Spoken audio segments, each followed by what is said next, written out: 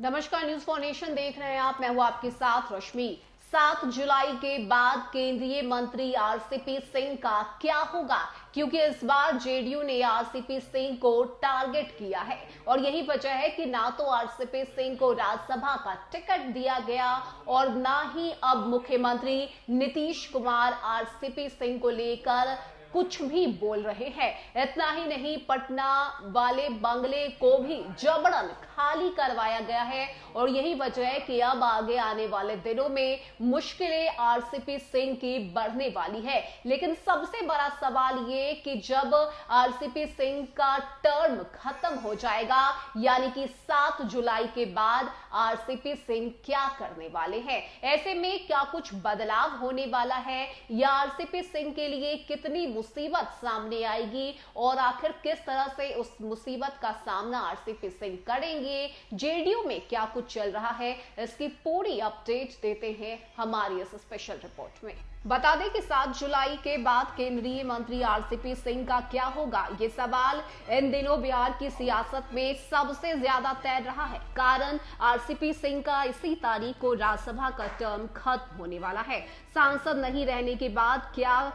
केंद्रीय मंत्री आरसीपी सिंह मंत्रिमंडल में बने रहेंगे या उन्हें मंत्रिमंडल से बाहर होना पड़ेगा, इन सारी चीजों पर लोगों की निगाहें टिकी हुई है, क्योंकि मंत्री बने रहने के लिए जेडीयू नेता आरसीपी सिंह को लोकसभा या राज्यसभा का सदस्य बनना होगा, तभी वो मंत्रिमंडल में बने रह सकते हैं। ऐसे में एक दूसरा सवाल ये भी उठ रहा है कि क्या 7 जुलाई के बाद भी जेडीयू मोदी मंत्रिमंडल में शामिल रहेगा या फिर आरसीपी सिंह के बाहर जाने से जेडीयू भी बाहर हो जाएगा। जेडीयू संसदीय बोर्ड के अध्यक्ष उपेंद्र कुशवाहा से जब ये सवाल पूछा गया कि 7 जुलाई के बाद केंद्रीय मंत्रिमंडल में जेडीयू शामिल रहेगा या नहीं, तब उपेंद्र कुशवाहा ने कहा है कि ये फैसला नीतीश कुमार और प्रधानमंत्री नरेंद्र मोदी जी को लेना है, लेकिन हमने तो पहले ही साफ कर दिया है कि अगर आरसीपी सिंह में नैतिकता होगी तो उन्हें खुद अपना पद छोड़ देना चाहिए, क्योंकि वो किसी भी सदन के सदस्य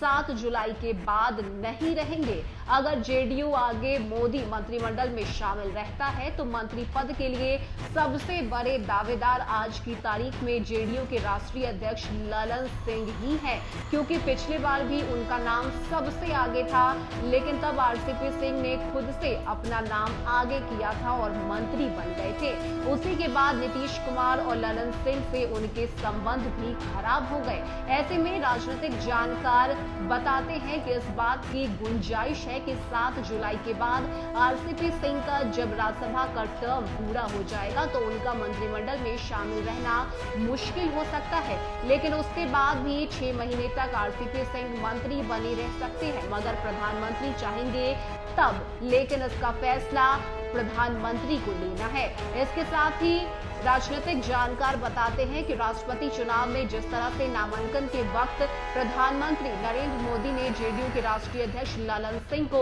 आदरपूर्वक तरीके से पुकारा कि ललन जी इधर आइए और सबसे आगे अपने साथ वाली पंक्ति में बैठाया, उसके बाद तो ये साफ हो गया है कि प्रधानमंत्री के लिए जेडीयू जैसी सहयोगी पार्टी कितना महत्व रखती है। इससे भी इशारा मिलता है कि भाजपा की पूरी कोशिश होगी कि अगर आरसीपी सिंह को लेकर कोई बड़ा फैसला भाजपा नहीं करती तो उनकी जगह जेडीयू के दूसरे सांसद को अपने मंत्रिमंडल में प्रधानमंत्री शामिल जरूर करना चाहेंगे। ऐसे में तब नीतीश कुमार को यह तय करना होगा कि वो जेडीयू से किसे मोदी मंत्रिमंडल में शामिल होने का निर्देश देते हैं या फिर मंत्रिमंडल से बाहर रहने का फैसला लेते हैं। न्यूज फॉर नेशन की रिपोर्ट।